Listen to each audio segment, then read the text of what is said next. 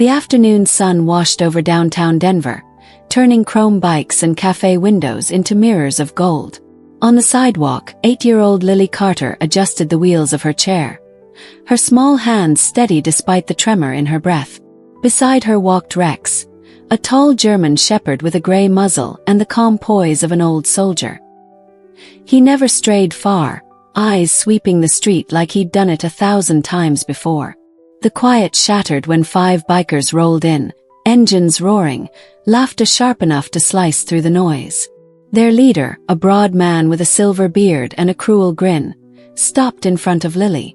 "Nice dog," he sneered, leaning on his bike. "Does he push your chair too?" His friends burst into laughter. Lily's lips trembled. "Please don't scare him," she whispered, reaching for Rex's collar. The shepherd tensed, tail stiff, ears locked on the men. The leader smirked wider, lifted his boot, and before anyone could move, struck Rex square in the chest. The laughter died. The world froze. The air itself seemed to wait. What happened next would make an entire city hold its breath. Stay with this story. Like, share, and subscribe to Canada's Heartfelt Tales, where every act of courage finds its voice. The sound of the kick still hung in the air, a hollow, cruel echo that silenced the entire block. Rex stumbled backward, paws scraping against the pavement, a low whimper breaking from his chest. The people at the cafe froze, cups midair, eyes wide. Lily gasped, her breath catching like it couldn't find its way out. Her small hands shook on the wheels of her chair. "Rex!" she cried. The shepherd's body twitched, pain flashing in his amber eyes, but something stronger followed: focus. His head lifted, his stance straightened, and for a moment the world seemed to shrink to a single thread stretched between him and the man who had just struck him. Duke laughed, wiping his boot against the curb. "See that?" he sneered to his friends. "Big dog, soft heart." The gang roared with approval, their voices bouncing off the cafe walls. But no one else was laughing. A man at the corner table set down his cup and rose slowly. His name was Mark Jensen, retired from the K-9 division of the Montreal Police. The set of his shoulders told a story of someone who'd seen too many moments just like this. Rex stood perfectly still. His eyes locked on Duke, not wild, not vengeful, measured. Mark's instincts sparked. That wasn't a pet. That was a professional. The growl that came next wasn't the sound of rage. It was the sound of warning, deep and deliberate, a vibration that rolled through the ground like distant thunder. "Back up," Mark said firmly, stepping forward. But Duke only grinned wider, the kind of grin that came from someone too proud to know he was already in danger. "Old man," he said, "mind your business." Lily's voice trembled. "Please stop. He's hurt." The plea broke something in the air. Rex moved, just a step, but enough to make the crowd inhale sharply. His body angled slightly between Lily and the men, muscles tight, tail low, ready. Duke took that as a challenge. He swaggered closer, close enough to smell the leather and engine oil on his jacket. "You gonna bark again, hero?" Mark's jaw clenched. "You don't want to do this." "Oh, I think I do." Duke reached down, pretending to pet the dog, and then jerked his hand in front of Rex's face as if to provoke him. A heartbeat passed. The shepherd didn't lunge. He didn't snap. He simply held his ground, eyes burning steady. It was the silence that unnerved Duke. The control. The crowd whispered now, phones rising, cameras pointed. Someone muttered, "That dog's trained." Duke straightened, realizing for the first time that people were recording. His smirk faltered. "Put your phones down," he barked. No one listened. Mark moved closer. "You kicked a retired police dog, son," he said quietly. "Walk away." That word, police, cut through the laughter like a blade. One of the bikers shifted uneasily. "Duke, let's just go," he muttered. But pride was louder than reason. Duke puffed his chest and spat on the ground. "Retired or not, he's just a mutt." He turned his back to Mark and leaned toward Lily. "What's he gonna do, little girl, write me a ticket?" The moment his hand lifted toward her wheelchair, the air exploded. Rex moved like lightning, controlled and precise. His body hit low, a blur of brown and black. His teeth clamped onto Duke's jacket sleeve, not flesh, dragging the man off balance and straight to the ground. Gasps erupted. Coffee spilled. The crowd surged back as the biker landed hard, a curse half formed on his lips. "Rex, out," Mark commanded. Instantly, the shepherd released and stepped back, chest heaving, but his gaze stayed locked on the man writhing on the ground. It wasn't an attack. It was a warning executed with surgical precision. The cafe burst into applause. Someone shouted, "He didn't even hurt him." Duke scrambled to his knees, face red, voice shaking with anger. "You all think this is funny," he yelled. "You're filming this like I'm some kind of joke." His friends stayed silent. Every camera lens felt like a mirror showing him exactly what he'd become. Mark stood tall. "You're lucky he's trained," he said evenly. "If he wasn't, you'd be bleeding." Lily's mother burst from the cafe doors, running to her daughter. "Lily, are you okay?" she cried, her voice breaking. Lily nodded through tears, pointing to Rex. "He saved me, Mom." The shepherd sat beside her, posture proud, tail still, breathing steady. When Mark crouched down, he looked Rex straight in the eye. "You did good, partner." The dog's ears flicked at the word, partner, as if he recognized it. Mark turned to the crowd. This dog served the force for years. His handler was Officer Daniel Carter. He died protecting this city. The crowd murmured, realization spreading like ripples. Lily's mother nodded softly. "Daniel was my husband," she said. "Rex was with him to the end." Duke's face drained of color. The story was out, and the weight of it pressed heavy.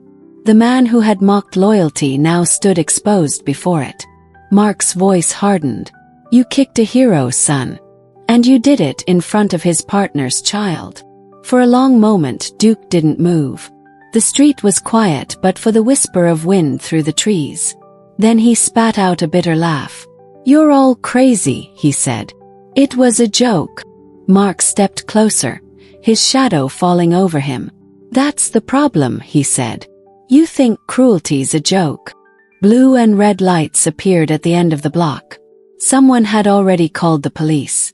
The sound of sirens grew louder until 2 patrol cars pulled up to the curb. Officers stepped out, scanning the scene.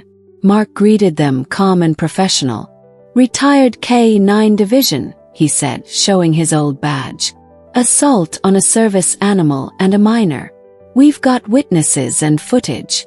One officer looked at Rex, still sitting perfectly beside Lily. "He's trained." Mark nodded. "Top of his class." The officers turned to Duke. "Is that true? You kicked a police dog." Duke's mouth opened, then closed. "I didn't know." "You didn't ask," Mark interrupted. "And you didn't stop." A man from the crowd stepped forward, holding up his phone. "Got it all right here," he said. From the kick to when the dog held him down. The officers reviewed the footage. The kick, the fall, the obedience. It was all there. One of them straightened. "Turn around," he ordered. Duke's jaw clenched. "You can't." The cuffs clicked. "You're under arrest for animal cruelty, assault, and public endangerment." Applause broke out again, louder this time. Lily's tears turned to a trembling smile. Rex leaned his head gently against her leg as if to remind her he was still there. The officers led Duke toward the car. He glanced back once, at the crowd, the cameras, the girl, the dog, and for the first time his eyes didn't burn with rage. They burned with shame. As the patrol cars pulled away, sunlight spilled across the street again. People slowly returned to their tables, but the buzz of conversation carried a new tone. Respect. Someone said, "That dog's a hero." Another added, "The biker got what he deserved." Mark knelt beside Lily once more. "He's okay," he said, patting Rex's neck. "He's done this before. He knows when it's over." Lily wiped her eyes and smiled faintly. Dad always said he was the bravest. He still is, Mark said. That night, the footage spread online like wildfire. Within hours, biker kicks dog, instantly regrets it, hit 1 million views. News anchors replayed the moment Rex took Duke down with perfect control. Comment sections filled with gratitude, anger, pride. People called Rex a hero, a legend, proof that loyalty never fades. Donations poured into a fund for retired canines across Canada. Days later, Mark visited Lily's family. Rex trotted out to greet him, tail wagging softly. "You've started something," Mark said, smiling. "That video's changing lives." Lily giggled. "Rex likes helping." Meanwhile, behind the steel bars of a holding cell, Duke sat on a narrow bench, staring at the wall. The television above him replayed the same video over and over. Every time he saw the kick, he flinched. When he saw Rex's restraint, his stomach twisted with something new, guilt. He muttered to himself, "What was I thinking?" A young officer walking by stopped. "That dog saved more people than you can count," he said quietly. "You're lucky he knew mercy." Then he walked on, leaving Duke alone with the truth. Weeks passed. The city moved on, but the story didn't fade. Rex became a symbol of courage in classrooms, in news specials, in police ceremonies. One afternoon, Lily was at the park when the sound of a motorcycle rumbled nearby. Her mother stiffened, but the engine was quieter, slower. A single rider approached, helmeted, cautious. When he stopped and removed it, Mark recognized the face instantly. Duke. People nearby tensed. Rex stood alert but calm. Duke raised his hands. "I'm not here to cause trouble," he said, voice low, stripped of arrogance. "I came to say I'm sorry."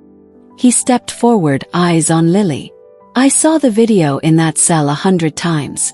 Every time I hated myself more. I didn't see a dog. I saw pride. I saw control. I saw what I should have been." Lily looked at Rex, then back at him. "Rex already forgave you," she said softly. "He only fights bad people." Duke's eyes glistened. He crouched, hand trembling as he held it out.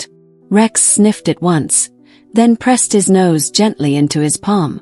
A simple, quiet absolution. Mark exhaled slowly.